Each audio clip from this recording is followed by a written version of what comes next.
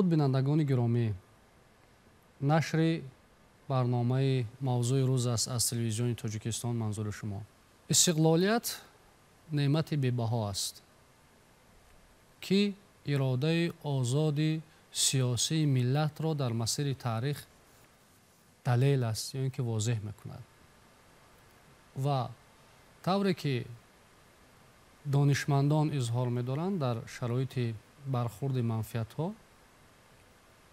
حفظ استقلالیت با تدریج نیاز بیشتر پیدا می‌کند و تحلیل‌ها نیز نشان می‌دهند که تمام هدف‌های سیاست جغرافی، سیاست جهانی در اساس مبارزه‌های ایدئولوژی که عنصر محوری آنها این جنگ اطلاعاتی است پیاده می‌شوند، راه اندازی می‌شوند. به همین خاطر حفظ استقلالیت و ارزش‌های دولتداری ملی از هر وقت دیگر ضرورت بیشتر دارد.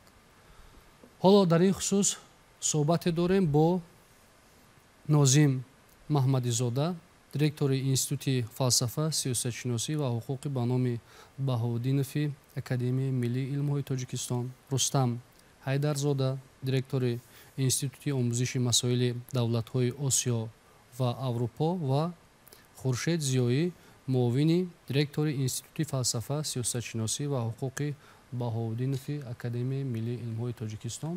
Азбаски ки тамоми ҳадафҳо он гуна ки изҳор шуд дар асоси муборизаҳои идеологӣ пиёда мешаванд ва унсури меҳварӣ ин ҷангҳои иттилоотӣ ҳастанд, зиддиятҳои иттилоотӣ ҳастанд. таъмини амнияти иттилоотӣ аз унсурҳои меҳварии амнияти миллӣ маҳсуб мешавад. биёед дар ҳамин росто суҳбатро оғоз кунем.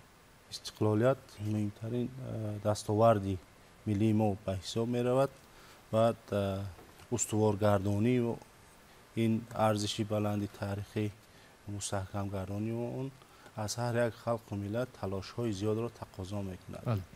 باید ذکر نماییم که در مسیر تاریخ در مستحکم کردن استقلالیت دولتی ما، بلند برداشتن آبروی تاجیکستان در عرصه بین المللی، نقشی اساسگذار صلح و وحدت ملی پیشوای ملت محترم امامعلی رحمان به غایت بزرگ است. یعنی که این دلیل تاریخی و به بحث است، بحث نشونده است. در مرحله حساس تاریخی زندگی میکنیم و حفظ کردن امنیت ملی یکی از وظیفه‌های مقدس هر یک شهروندی کشوری ما می باشد. چون که ما میدونیم که از هر طرف هجوم‌های اطلاعاتی، هجوم‌های سیاسی، ایدئولوژی‌های غیر روانه شدند که مقصد یگانه آنها این ویران کردن ثبات سیاسی می باشد. زیرکی سیاسی را از دست ندیم و مخصوصا جوانان رو در این مسئله در درگاه‌های آموزشی، در دانشگاه‌ها، در کالج‌ها، در مکتب‌ها باید در روحیه افتخار کردن، مقدس شمردن استقلالیت، در روحیه احترام کردن تاجیکستان باید تربیت نماییم. یعنی که ما باید نسلی را تربیت نماییم که پیش از همه نسل خودشناس باشند. نسل خودشناس این نسلی هست که امنیت کشور را در هر مورد حمایت میکند و خود را همچون سپری با اعتماد دولت معرفی می نماید. ما در زمانی رشد به سابقه شبکه‌های اجتماعی اینترنتی قرار داریم که آنها در فضای اینترنتی یک شکلی بی‌نظارتند و تقاضا می شود که فرهنگ استفاده برای شبکه‌های اجتماعی اینترنتی را باید به جوانان و نسل نورس آموزانیم که آنها این شبکه‌های اجتماعی را محض به خاطر رشد دادن کسبیت خود، رشد دادن دانش‌های خود استفاده برند. در شبکه‌های اجتماعی به فریب ایدئولوژان یا مغزشویی‌های گروه‌های دینی افراطی، گروه‌های تروریستی داده نشوند و جان خود را در خطر نگذارند. یعنی وظیفه مقدس ما در این مرحله حساسی انکشاف جامعه تاجیکستانی از آن عبارت است که جوانان ما رو، نسل نورس رو از همین خطرها امین نگاه داریم و آنها رو در روحیه افتخارات ملی، خودشناسی ملی، افتخار و ارجگذاری به асосҳои конститутсиони давлат, фарҳанги миллӣ тарбия намоем. аксарияти касбҳое ки дар рӯзгори мо ҳастанд этика доранд. бале бале аммо имрӯз ҳама истифода мебарад аз шабакаҳои иҷтимоӣ. бале бале ба фикри шумо назоратро дар самти истифодабарии шабакаҳои иҷтимоӣ қатъӣ кунем ё ин ки маданияти истифодабариро баланд бардорем ва ё ин ки як этикаи махсусе барои ҳамин истифодаи шабакаҳои иҷтимоӣ ҷорӣ шавад, рӯи кор биёяд. кадоме беҳтар аст, кадом усул беҳтар аст, коршоямтар аст? мо бояд пеш аз ҳама фарҳанги истифодабарии интернет ва шабакаҳои иҷтимоиро аз боғча, мактаби миёна ва дар донишгоҳҳо ба насли наврас ва донишҷӯён тарбия намоем. рушду инкишофи имрӯзаи ҷаҳони муосир ва аз ҷумла Тоҷикистонро бе истифодаи интернет ва шабакаҳои иҷтимоӣ тасаввур кардан нашояд. аммо истифодаи дурусти ин шабакаҳои иҷтимоӣ ва ба манфиати инкишофи иқтисодиву иҷтимоӣ ва ба манфиати баланд бардоштани касбияти худ истифода бурдан ин аз мо маданияти баланди истифодабариро тақозо менамояд. яъне ки ман мутмаин ҳастам ки мо бояд ҷавононро, насли наврасро аз паҳлӯҳои манфию мусбати шабакаҳои иҷтимоиро бояд фаҳмонем ва тарзи дурусти истифодаи шабакаҳои иҷтимоиро ба ҷавонон ва насли наврас ки ояндаи тиллоӣ, ояндаи дурахшони миллатамон ҳаст, захираҳои тиллои миллатамон ҳаст, бояд омӯзонем.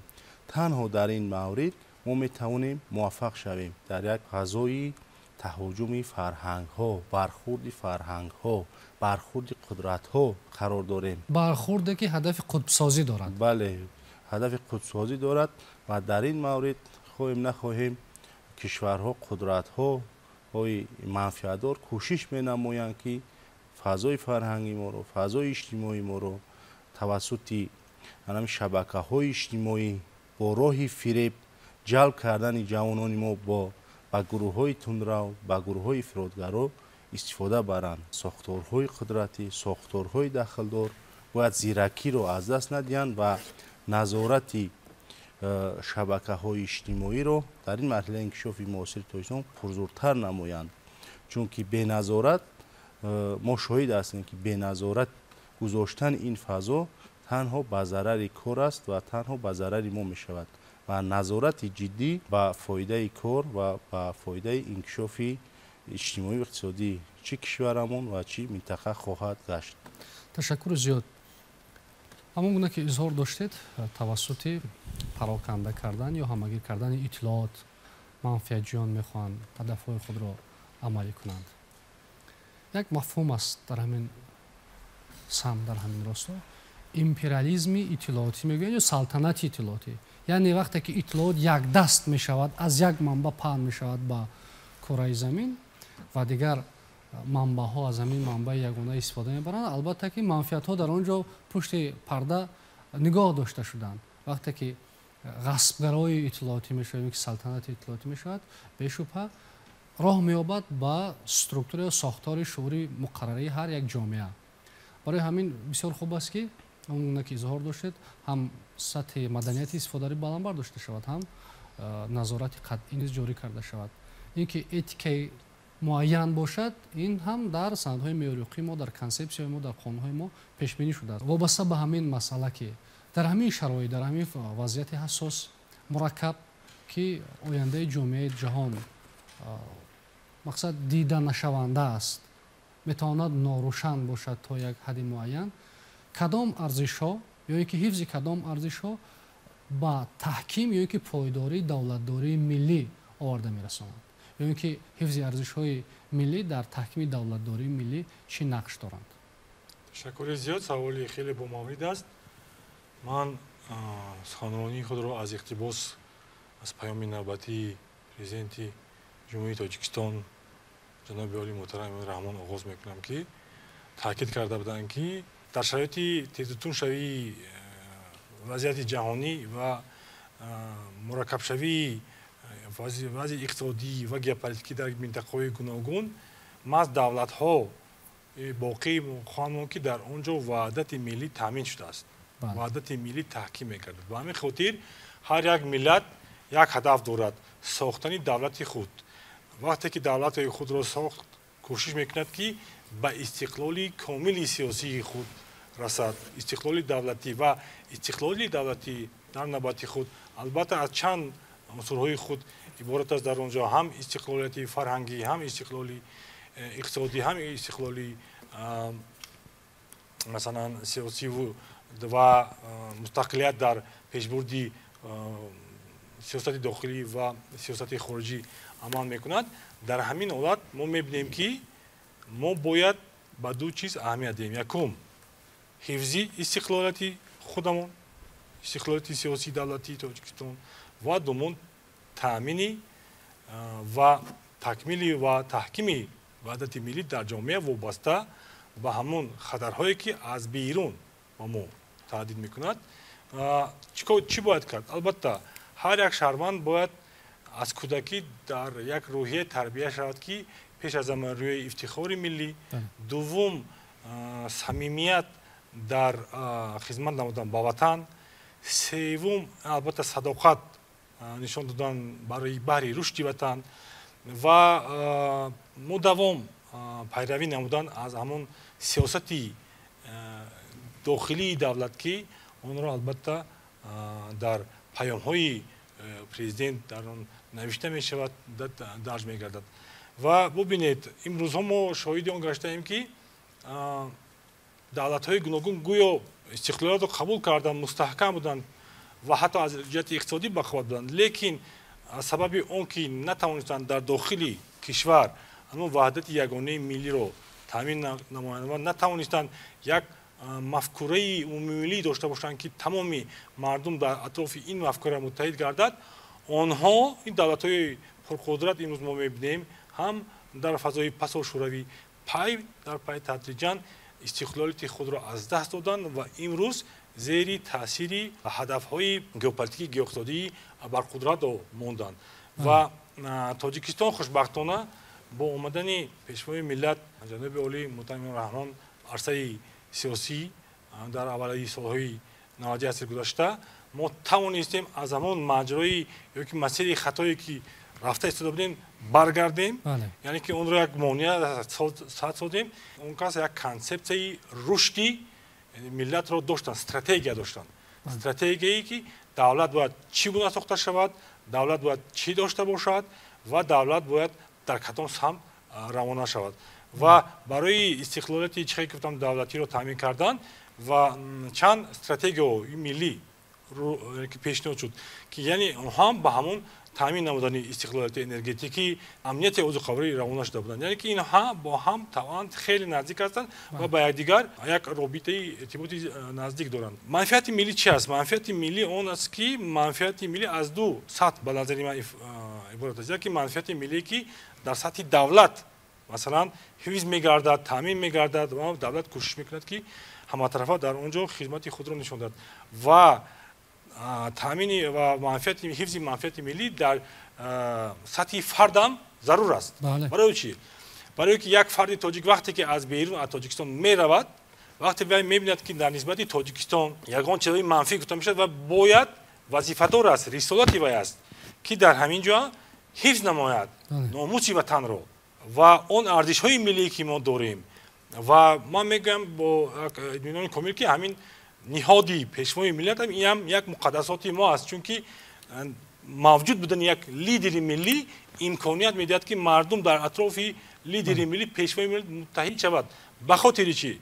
به خاطر اون که پیشوای ملت میداند همون پرابلم و مشکلات جامعه رو و میتواند نشان دهد که ما از اون بحران چه خیلی میبریم، به کجا میریم و وقتی که مردم باور کردن و در اطراف ایده های استراتژی پیشوای ملت متحد گشتن، ما توانستیم همون وحدتی نه در سخن بلکه در عمل وحدت داخلی خود را تامین نماییم. یعنی که وحدت ملی این مجموعه باوری ها، اعتماد های مردم تاجیک به حکومت، به رهبریت دولت است، به ارزش های ملی است و ببینید ارزش های ملی ما هم در این 32 سال استقلال چگونه رشد یافتند، ما چگونه عنعنه‌های پیشینه خود رو یعنی که احیا کردیم، اونها به فهرست یونسکو داخل شدند. یعنی که اینها همه ҷашни наврӯз, ҷашни сада ва дигарҳо, ино ҳама унсурҳои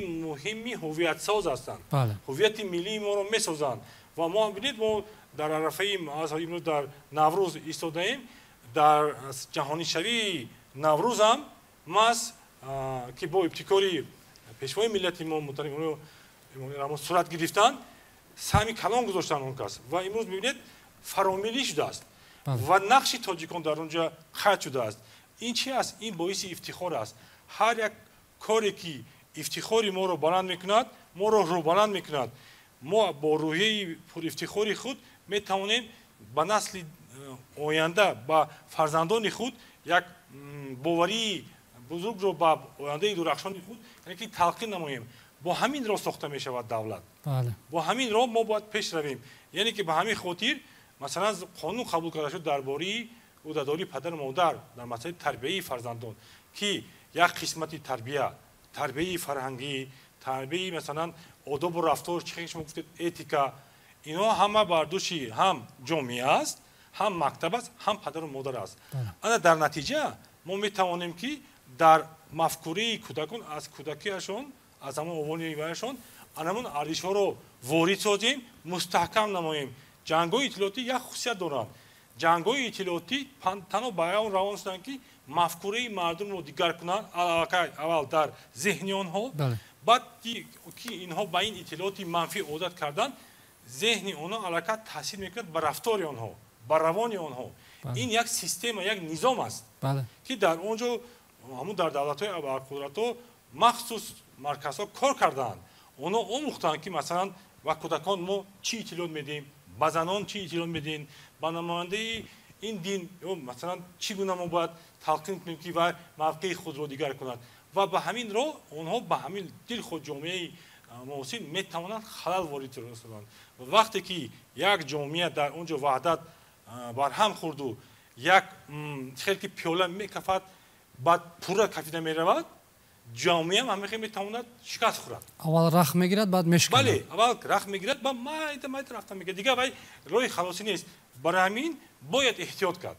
бояд эҳтиёт кард ҳам дар сатҳи оила, ҳам дар сатҳи ҷомеа ва ҳам дар сатҳи кишварҳои мухталифи ҷомеа. мо ба ҳамин роҳ метавонем истиқлолияти давлати сиёсии худро ҳифз намоем. ташаккури зиёд. бисёр сухани хуб гуфтед ки манфиат миллӣ метавонад ду палла ё ду самт дошта бошад. яке самти давлатӣ, дигар самти фардӣ. масъулияти як фард дар ҳифзи манфиатҳои миллӣ албатта хеле дар шароити кунунӣ бояд баланд бошад, шинохта шавад аз ҷониби худи ҳамон фард. як байт ба ёдам зад: фард меёбад зи миллат эҳтиром, миллат аз афрод меёбад низом. охиран ҳамин тавр аст. ва дар бораи наврӯз сухан рафт. наврӯз ҷаҳонӣ шуд. дар пешниҳоди ҳамин наврӯз барои ҷашни ҷаҳонӣ шудан хиради азалии фитрии пешвои миллат таҷассум мешавад. бубинем, танҳо наврӯз ҷаҳонӣ нашуд. мо аз ин хурсандем ки имрӯз дар ҷомеаи ҷаҳон наврӯз мегӯянд. калимаи шево, вожаи тоза, сирф, нобу ширини наврӯз садо медиҳад. дар дохили наврӯз як қатор анъанаҳои мо ҷаҳонӣ шуданд. суманак наврӯз ҷаҳонӣ шуд. он рамзҳое ки дар дохили ҷашни наврӯз ҳафтсину ҳафтшин, либосҳои миллии мо, куртаи чакан, атлас, адрас имрӯз ҷаҳонӣ шуданд. дар ҳар гӯшаи дунё ки имрӯз наврӯза ҷашн мегиранд, албатта дар онҷа унсурҳои миллии мардуми тоҷик аст.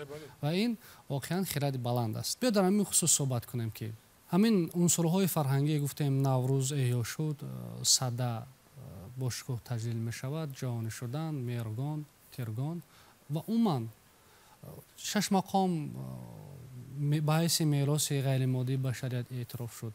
чакан ҳамчун мероси моддии башарият эътироф шуд ва чандин арзишҳои миллии мо.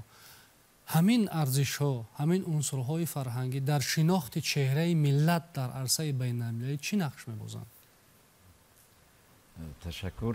дар ҳақиқатан дар замони муосир ҳифзи манфиатҳои миллӣ, ҳифзи арзишҳои миллӣ ба як масъалаи доғи рӯз табдил ёфтааст, чунки чунон ки медонем давлатҳои абарқудрат мехоҳанд ки тавассути таҳмили ақидаву андешаи худ, арзишҳои худ дунё кишварҳои дигарро ба сӯи дигар баранд.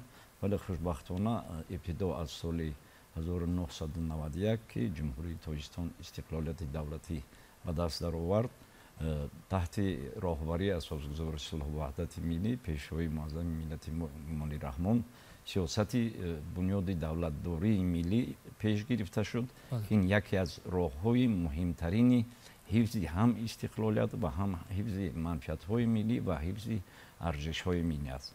و خوشبختانه در دوران این چندان طولانی هم باشد تحت راهبری پیشوای معظم ملت ما توانستیم که از همه ارزش بلندترین خود استقلالیت را نگاه داریم، چون که بارها پیشوای ملت تاکید داشتند که به دست آوردن استقلالیت شاید کاری آسان باشد، لیکن حفظ حمایت استقلالیت این کار خیلی دشوار است و خوشبختانه سیاستی که دولت ما پیش گرفته است نشان میدهد که ما بزرگترین ارزش ملی خود یعنی استقلالیت دولتی را توانستیم حمایت کنیم و همین بعد نیز ملت ما از امید کامل و اعتماد کامل داریم که از این میبراید. و خوشبختانه یک دستاورد مهم ما در دوران صاحب استقلال گشتن این احیای ارزش‌های ملی بود. بله. تحت راهبری پیوسته پیشوای معظم ملت چنانکه که تاکید داشتیم نوروز جشن جهانی اعلان شد و امروز در تمام نه تنها کشورهای حوزه نوروز بلکه در تمام کشورهای جهان از جانب سازمان ملل متحد یونسکو توصیه داده شده است که روزهای ماه مارت 21 مارت این جشن همچون جشن بهار و جشن روز نو تجلیل کرده شود و خوشبختانه خیلی گفتیم این جشن ها ملت ما رو در سطح بین المللی معرفی میکنن و یک چیز این اگر جزئی هم تابد لیکن امروز کلمه نوروز که کلمه صاف تاجیکی است و به معنی روز نو است در تمام زبان ها با زبان تاجیکی صدا میدهد. این از خدمت های کشور ما پیشوای ملت ماست که اون رو به سطح بین المللی برآوردن و چنانکه که در ابتدا تاکید کردیم خصوصیت زمان معاصر این اوج گرفتن مبارزه های اطلاعاتی و یا حتی جنگ های منتالی یا ذهنی میگویند هست که از جانب ابرقدرت ها در تمام کشورها تحمیل شدن. نخستین وظیفه ما همین است که اولا در حفظ صاحب استقلالی باشیم و دومین ارزش های ملی ما رو که با عنعنه ما با فرهنگ ما مطابقت دارند و منفعت های دولت خود را توسط این ارزش ها در تمام سطح ها چنانکه گفتیم هم در داخل دولت و هم بیرون از اون هم در ساحه در کل ملت و هم در افراد علاهیده این ارزش ها را حفظ کنیم و به نسل های آینده به میراث گذاریم. چنانکه که گفتیم نوروز، سده، تیرگان، مهرگان و دیگر جشن های ملی که ما داریم این تنها یک واسطه هم معرفی سازی ملت ما در سطح بین المللی و هم واسطه حفظ ارزش های ما است. ولی دیگر سمت ها نیز وجود دارند. ما باید که در عموم برای تمام ارزش های ملی که از این یگان باقی ماندن، تمام ارزش هایی که امروز ما توسط رابطه با خلق های دیگر گرفتیم و با معیارهای حقوقی و معیارهای اخلاقی و فرهنگی ما مطابقت دارند باید آنها را نیز تکمیل دهیم و با هدف اساسیمون این نگاه داشتن صاحب استقلالی حفظ منفعت های ملی باشد. و وابسته به این من میخواستم یک چیز را تاکید کنم که در حقیقت امروز جنگ های ذهنی، مبارزه های اطلاعاتی خیلی زیاد هستند و وابسته به این راه های گوناگونی هستند که ما شهروندان جمهوری تاجیکستان مخصوصا نورسان و جوانان رو به این آماده سازیم.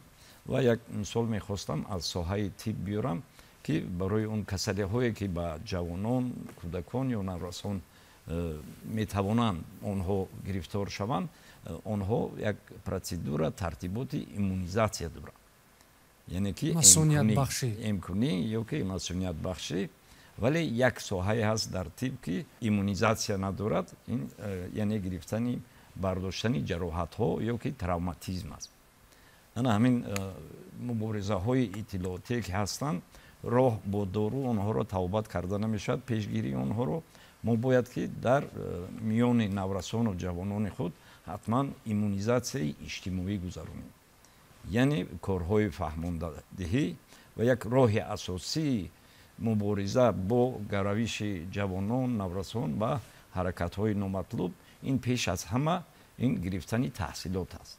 این تحصیل کردن تمام زینه های تحصیلات این یک راهی اساسی ایمونیزاسیون اجتماعی کودکان نورسان و جوانان است. راه دیگر این تعلیم خودشناسی، گذراندن درس های خودشناسی و تقویت خودشناسی در طینت و زمین هر یک شهروند مخصوصا نورسان و جوانان در بعضی کشورهای آسیای جنوبی شرقی از جمله در کره جنوبی و در ژاپن از تحصیلات تا مکتبی یعنی از سن و سال کودکی یک فن مخصوص نام دارند که خودشناسی نام دارد. در مؤسسه تا مکتبی کره‌ای، ژاپنی و ملت نماینده دیگر ملت این منطقه را برای خودشناسی آماده میکنن و من گمان میکنم که در تحصیلات مکتبی و من در تمام زینه‌های تحصیلات ما گذراندن این کارها در سمت خودشناسی باید که بوده شود و این رو از سن کودکی سر کنیم. چنانه که فیلسوف بزرگ ما ابن سینا گفته بود کودکی را برای تربیت آوردن گفت که چند سال دارد؟ گفت 6 ماه. گفت که 6 ماه دیر کردی. بنابراین ما باید که در تعلیم خودشناسی در تربیت خودشناسی کودکان نورسان و جوانان خود باید که تأخیر نکنیم و اون را متصل هم از جانب عائله هم از جانب مکتب و هم از جانب جامعه بریم. و خوشبختانه پیشوای معظم ملت سال 2024 رو سال معرفت حقوقی اعلام کردن و من اطمینان کامل دارم که در دایره چاره‌بینی‌هایی که در جامعه ما تطبیق می‌گردن راه اندازی کرده میشن از جمله در اکادمی ملی علم‌های تاجیکستان و انستیتوت‌هایی که در آن هستند ما این فرصت را مناسب دانسته برای از جمله تربیه فرهنگی مناسبت جوانان با عالم مجازی چخیل کار کردن در صحیفه های اجتماعی و چخیل خود را آیمین نگه داشتن از اون عقیده و اندیشه های نامطلوبی که میتوانند جوانان را به سوی گرویش به تندگرایی و حرکت های دیگری نامطلوب برند کارهای زیادتر را باید انجام دهیم و من گمان میکنم که فهماندن از جمله معیارهای استفاده از شبکه‌های اجتماعی با عموما معیارهای استفاده از اینترنت و فرهنگ رفتار خود در عالم مجازی ما باید که دستاوردهای نو داشته باشیم تا که به نورسان و جوانان رسانیم. از جمله در مؤسسه‌های تحصیلات میانه عمومی در صنف 8 9 آداب معاشرت تعلیم داده میشد. در آنجا مثلا آداب استفاده تلفن موبیلی استفاده تجهیزات تکنیکی است. ما باید که با این کتاب درسی هم باید کمی تغییرات وارد سازیم و در آنجا آداب استفاده از شبکه‌های اجتماعی را نیز اضافه کنیم و من گمان میکنم که با بردن چنین کارها و از همه مهم آماده ساختن تمام شهروندان برای حفظ منفعت‌های دولتی برای حفظ ارزش‌های ملی تحکیم و تقویت آنها در سالهای من بعد ما باید که کل جامعه را آماده سازیم. تشکر زیاد. خب اظهار داشتید که باید ایمونیزاسیون اجتماعی گذرانده شود. ایمونیزاسیون غالبا هم مسئولیت بخشی است، توان بخشی است، نیرو بخشی است. با راه‌های فهماندهی درباره آن که ارزش‌های ملی ما چهره فرهنگی ملت را در عرصه بین‌المللی معرفی می‌کنند می‌سازند صحبت کردیم. حالا میخوام به این نکته با شما مراجعت کنم که اظهار داشتید که بسیار خوب شد که پیشوای ملت سال 2024 سال معرفت حقوقی اعلان کردند. همین معرفت حقوقی که اعلان شده است با چاره‌بینی‌های زیادی که برگزار می شود در همین سال و مقصد بلند برداشتن سطح معرفت حقوقی جامعه با معرفت اکولوژی، معرفت اخلاقی، معرفت اقتصادی، معرفت استفاده برای شبکه‌های اجتماعی چی تناسب داشته میتواند یا اینکه چی تأثیر میرساند با بهتر شوی سطح معرفت در همین سمت‌ها در همین ساحه‌ها؟ در حقیقت سال معرفت حقوقی اعلان کردن این معنی آن را ندارد که ما مثلا مشکلات داشته باشیم در قبول قانون و یا دیگر سندهای معیاری حقوقی. خوشبختانه در 30 سال استقلال دولتی تمام معیارهای حقوقی که برای فعالیت دولت صاحب استقلال ضرور هستند قبول شدند. онҳо тавассути васоити ахбори оммат, тавассути порталҳои интернетӣ ба ҳама дастрас ҳастанд. лекин соли маърифати ҳуқуқӣ ҳадафи асосияш ин аст ки ҳамин қонунҳое ки қабул кардаем онҳо дар зеҳну шуъури шаҳрвандон ҷой дода шаванд ва аз ҳама муҳим онҳо на танҳо ин қонунҳоро донанд балки онҳоро риоя кунанд. бинобар ин хеле ки аз назарияҳои илмӣ медонем ба инсон ду навъи меъёрҳо таъсир мерасонанд: меъёрҳои ҳуқуқӣ ва меъёрҳои ахлоқӣ. ва фарқиятшон танҳо ҳамин аст ки меъёрҳои ҳуқуқӣ иҷрои онҳо маҷбурӣ аст ва ҳатмӣ аст ва меъёрҳои ахлоқиро бошад ҷомеа ё худи шахс тасмим мегирад, ташаббус иҷрои мегирад. онҳоро. бинобар ин мо бояд дар соли маърифати ҳуқуқӣ ба ҳамин ҳадаф расем ки меъёрҳои ҳуқуқиро низ шаҳрвандони мо на бо иҷбори ягон мақомот балки бо талаботи зеҳну замири худ иҷро кунанд.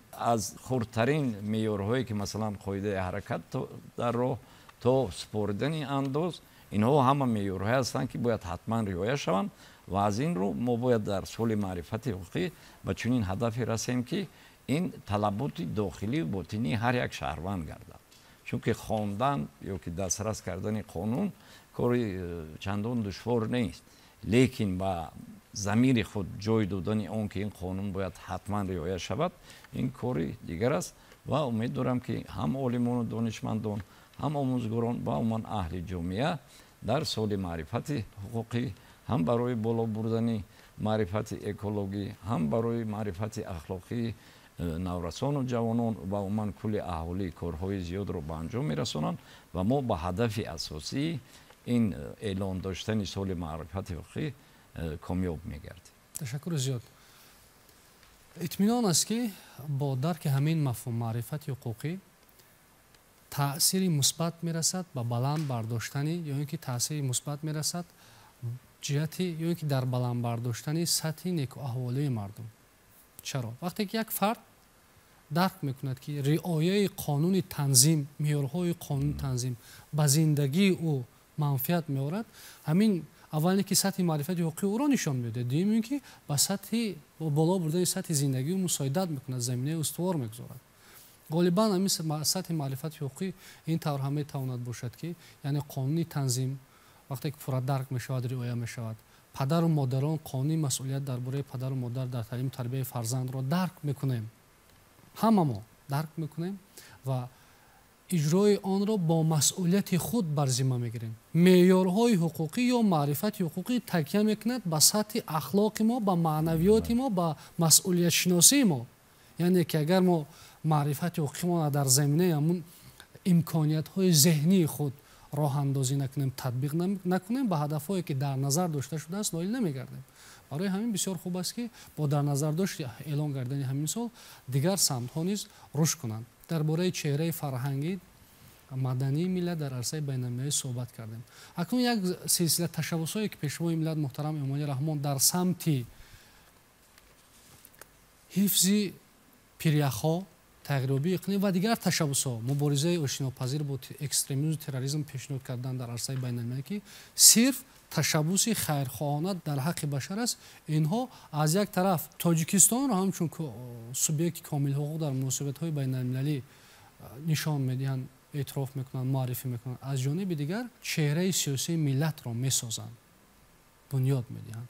بیا در همین خصوص صحبت کنیم که با کدام اصول‌ها ما در راستای اصول‌های استوار کردنی یا اینکه معرفی کردنی چهره فرهنگی ملت صحبت کردیم. اکنون اینها اصول‌های هستند، راه‌های هستند، روش‌های هستند، روش‌های دیپلماتی هستند که ایمیج سیاسی و چهره سیاسی ملت رو در عرصه بین‌المللی معرفی می‌کنند، تحکیم می‌باشند.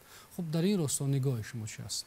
بسیار تحلیل درست نمودید. اگر با مسئله ایمیج سیاسی ملت، ایمیج سیاسی تاجیکستان نگاه کنیم، باید مقایسه نماییم که پس از جنگ تحمیلی چگونه بود و حاضر چگونه است. یعنی که از زمین تا آسمان فرق است. بله بله.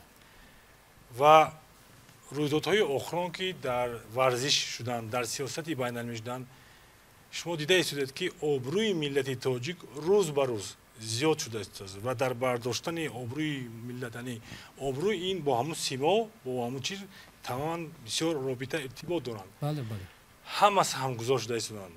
аз асосгузори сулҳу ваҳдати миллӣ пешвои миллат моҳтарам Нурираҳмон то як вардишгари оддӣ, як олими оддӣ ҳама дар ин саҳм гӯшта мегузоранд.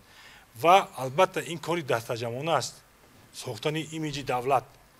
ва аммо дар бисёр мавридҳо имиҷи мусбати байналмилалии давлат вобаста аст ба ҳамун чеҳраи сиёсии миллат, яъне пешвои миллат, президенти кишвар ки вай миллати худро метавонад муаррифӣ кунад дар арзаи байналмилалӣ. шумо бибинед, албатта агар мо рӯ меорем ба психологияи сиёсӣ, мо мебинем ки рафтор, гуфтори як лидери як давлат чӣ гуна метавонад ба вазъи сиёсӣ таъсири худро расонад, метавонад вазъи як минтақаро дигар кунад. ва дар буди ҳамин моҳи гузашта мо дидем ки футболбозони тоҷик дар ҷоми осиё иштирок карданд, ҳамин нест? ва дар он ҷо пешвои миллат онҳоро ҳидоят карданд, ба онҳо боварӣ карданд. ман шабакаҳои иҷтимоӣ тамошо кардам, тамоми ҳамун корбарон аз давлатҳои осиёи марказӣ, аз минтақаи мо гуфтам бибинед, роҳбари давлат дар ҳар як маъракаҳои муҳим иштирок мекунад, вай бо иштироки худ рӯҳбаланд мекунад, як роҳнамоӣ мекунад. ин бисёр бисёр чизи муҳим аст. ва эътимод ҳам ба он миллат зиёд мешавад, ҳам ба он роҳбар зиёд мешавад ва ифтихори миллии мардум ҳам зиёд мешавад. вақте ки президенти кишвари мо бо як вихор, бо як ифтихор, салобат меравад, ман мебинам дар шабакаҳои иҷтимоӣ менависанд ки вот это президент, ин кас президент аст, ин кас бояд ҳамихел ҳар як президент бояд ҳамихел рафтор кунад, чунки вай ҳар қадами вай ин қадами миллат аст. ҳар як гуфтори вай, саломи вай ин саломи миллат аст. яъне ки бибинед чӣ гуна имиҷи миллат сохта мешавад. ва имрӯзҳо ма бинем ки пайравони ман меномам варзишгарони ҷасӯр, соҳибкороне ки барои манфиати миллат кор мекунанд, парчами моро мебардоранд, ман онҳоро мегӯям ҷавонони ҷасури дастпарварони мактаби давлатдории муҳтарами Нурираҳмон. ино ҳама пайравӣ карданд аз ҷаноби олӣ. яъне ки бубинед, анакун ин як тамоили умумимиллӣ гардид, хизмат намудан ба ватан, кор кардан, пешрафтан. мо ифтихор мекунем, бовар кунед, мо ифтихор мекунем. ва ҳамин гуна, яъне ки ҳар як ҳамин тоҷик, ҳар як шаҳрванди миллати мо ба якдигар иртибот доранд. яъне ки мо ибрат мегирем аз дигар, ибрати мусбатро ба фарзандон, ба шогирдони худ ёд медиҳем. ҳамин гуна сохта мешавад имиҷи мусбат. ин дар сатҳи гӯем иҷтимоӣ, албатта дар сатҳи байналмилалӣ ҳам он ташаббусҳое ки шуд, ин ташаббусҳои беназир буданд. барои чӣ имрӯз мо ба як марҳилаи хеле ҳассос наздик шудем ки истеъмоли об назар ба оне ки табиат метавонад диҳад ба инсоният зиёд шуда истодааст. то соли 2030, 2045, 50 аҳолӣ зиёд мешавад, дастрасӣ ба об камтар мешавад ва ин водор мекунад ки пешвои миллати мо муҳтарами Нурираҳмон як идея пешниҳод кунанд ки бародарон мо бояд фарҳанги истифодаи обро ҷорӣ кунем, дипломатии обро ҷорӣ кунем, чунки дар оянда ин метавонад проблемаи калон биёрад. ва имрӯзҳо кор кардастанд. имрӯз масъалаи масалан як илми пайдо шуд бо номи гидрополитика, сиёсати обӣ ва дигарҳо. ин ба чӣ равона шудааст? ин аз ҳамон ҷо такон мегирад. мафҳуми дипломатии об ё дипломатии обӣ то ташаббуси пешвои миллат Нурираҳмон дар илми муносибати сиёсӣ набуд. аввалин бор ҳамин кас ворид карданд. анакнун бибинед дар минтақаи мо ҳамин масъала мубрам шуда истодааст. дар сатҳи ҷаҳон, дар сатҳи ҷаҳон масъалаи терроризм ҳам хел аст. ман дахоти дорам ки аз минбари созмони милали муттаҳид президенти кишвари мо гуфтанд ки террорист дин миллат надорад. террорист дин ва миллат надорад. ҳеҷ вақт як амали террористиро ба як дин ё ба як миллат мансубият додан дар кор нест. нест?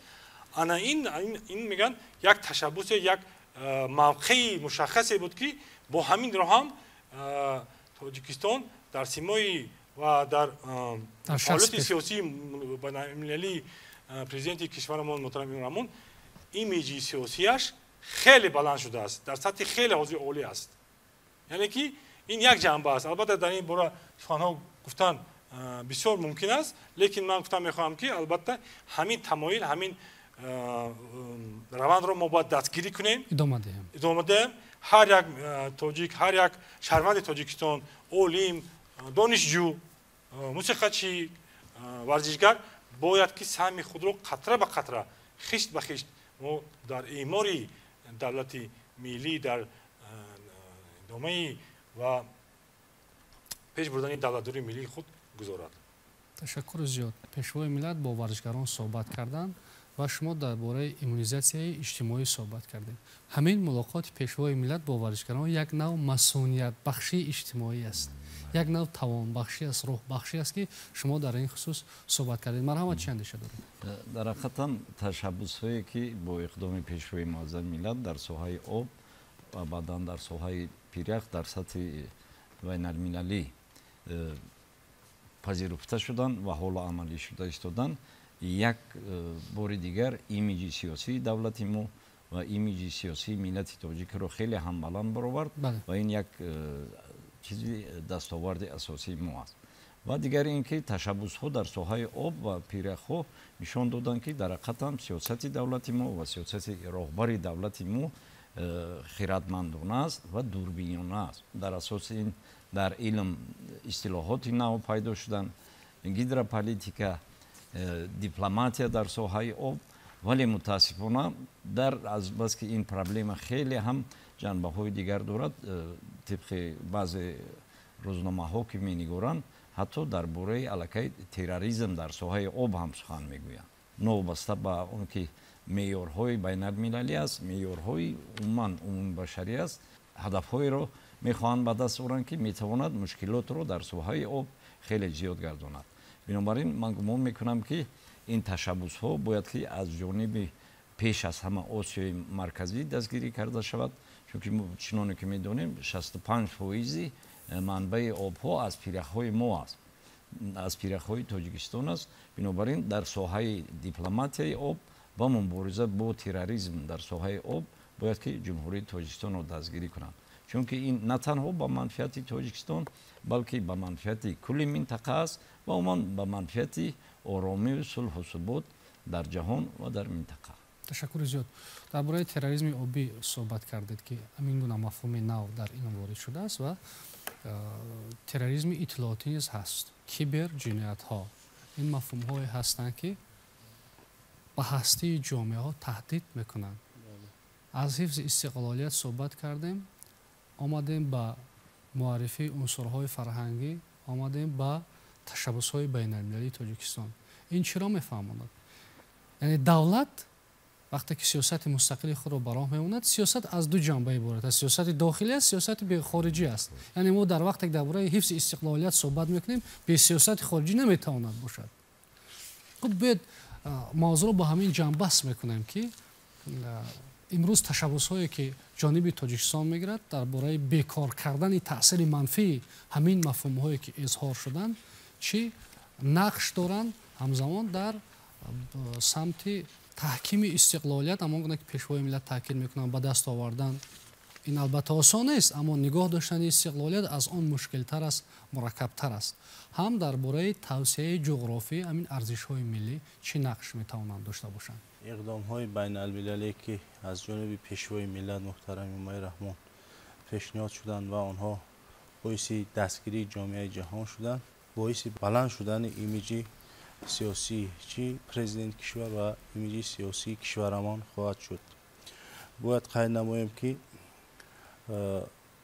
محض با پیشنهادهای اساسگذار صلح و وحدت ملی پیشوای ملت مفهوم نو، مفهوم دیپلمات آبی تشکل یافت که این باعث مستحکم گشتن انمی تشبس ها و باعث انکشاف یافتن این تشبس ها و ترغیب و تشویق گشتن همین تشبس ها در عرصه جهانی خواهد گشت. ما به این باور داریم، چون که مسئله آب و اقلیم در марҳилаи имрӯзаи инкишофи ҷомеаи ҷаҳонӣ ниҳоят дараҷа мураккаб шуда истодааст ва инро мо дар минтақаи ҳамин осиёи миёна ҳам мушоҳида менамоем, эҳсос карда истода ҳастем, ки ин ташаббусҳо ва ин инкишофи ҳамин дипломатияи обӣ метавонад ки боиси сарҷамъии миллатҳо ва боиси истифодаи самараноки захираҳои обӣ ва иқлимӣ гардад.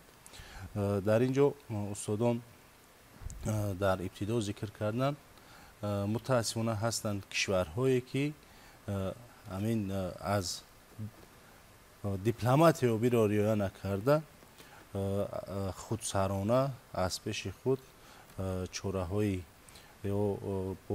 бо кандани каналҳои калонҳаҷм метавонанд ки тавозуни экологиро дар минтақа вайрон кунанд. иқдоми асосгузори сулҳу ваҳдати миллӣ пешвои миллат дар масъалаи эълон кардани соли 2025 соли масалан байналмилалии ҳизби пиряхҳо маҳз метавонад боиси он гардад, ки мо бо захираҳои пиряхҳое ки дорем боз муносибати некбинона кунем. дар ин масъала на танҳо тоҷикистон, бояд дигар кишварҳои ҳамсоя ҳам ки истеъмолгарони асосии онҳо ҳастанд, бояд ба ин иқдомҳо ҳамроҳ шуда ин пиряхҳоро ҳамчун гавҳараки чашм ҳифз намоем, инкишоф диҳем, то ки инкишофи минтақаро ва инкишофи муносибатҳои ҳасанаи минтақаро ва инкишофи иқтисодию иҷтимоии кишварҳои минтақаро дар солҳои минбаъда ва ба солҳои зиёд таъмин намоем. ва дар ин масъала маҳз кори дастаҷамъона, кори наздики кишварҳо бисёр зарур аст. ташаккур барои суҳбат, барои андешаҳое ки дар шинохти ҳамин мавзӯъ изҳор шуд ва умед аст ки онҳое ки бардошт мекунанд аз суҳбати мо ва шумо, махсусан ҷавонон, аз як тараф қишри фаъоли ҷомеа, аз тарафи дигар бисёр қишри осебпазири ҷомеа бардошт мекунанд аз суҳбат ва дар фаъолият, дар кори рӯзмарраи худ ин бардоштҳоро корбаст мекунанд. оромӣ, тинҷӣ, собот, имиҷ сохтан, чеҳра сохтан, мавқеи худро мустаҳкам кардан дар арсаи байналмилалӣ аз рафтори ҳар як фард сахт вобастагӣ дорад. умед аст ки боз ҳам тоҷикистон, обрӯи тоҷикистони азиз мо дар арсаи байналмилалӣ баланд мешавад ва мо муттаҳид мешавем зери ҳамин сиёсати хиратмандона барои рушди боз ҳам бесобиқа, устувор ва босуботи тоҷикистони соҳиби истиқлол. бори дигар барои суҳбат ташаккури зиёд. бинандагони гиромӣ, ёдовар мешавем ки суҳбате доштем бо Нозим Маҳмадизода, директори Институти фалсафа, сиёсатшиносӣ ва ҳуқуқӣ ба номи Баҳоуддинови Академияи Миллии илмҳои Тоҷикистон, Рустам Ҳайдарзода, директори Институти омӯзиши масоили давлатҳои Осиё ва Аврупо ва ҳамзамон Хуршед Зиёӣ, муовини директори Институти фалсафа, сиёсатшиносӣ ва ҳуқуқӣ ба номи Баҳоуддинови Академияи Миллии илмҳои Тоҷикистон, докторони илми фалсафа, профессорон. дар ин ҷо барномаи навбатии мавзӯи рӯз ба поён мерасад. барномаҳои дигари телевизиони Тоҷикистон идома доранд.